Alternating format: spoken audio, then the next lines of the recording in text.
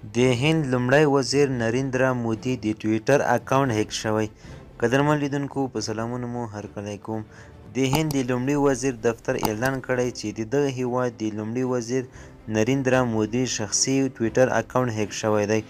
د لومړي وزیر دفتر د یکشنبې په ورځ په یو ټویټ کې وویل چې دا موضوع یې له ټویټر سره راپورته کړې او اکاونټ سملاسي بیرته فعال شوی او کوم ټویټونه چې په دې موده کې شوي له پامه دې وغورځول شي. د نریندرا مودي پر ټویټر لیکل شوي وو چې هند په رسمي ډول بیټکوین او د قانوني کرنسۍ په توګه مني او دغه ډیجیټل اسعار یې اخیستي چې پر خپلو وګړو یې وویشي. د نریندرا مودي له اکاونټه د بیټکوین په اړه ټویټونه سملاسي بیرته لرې کړل شول.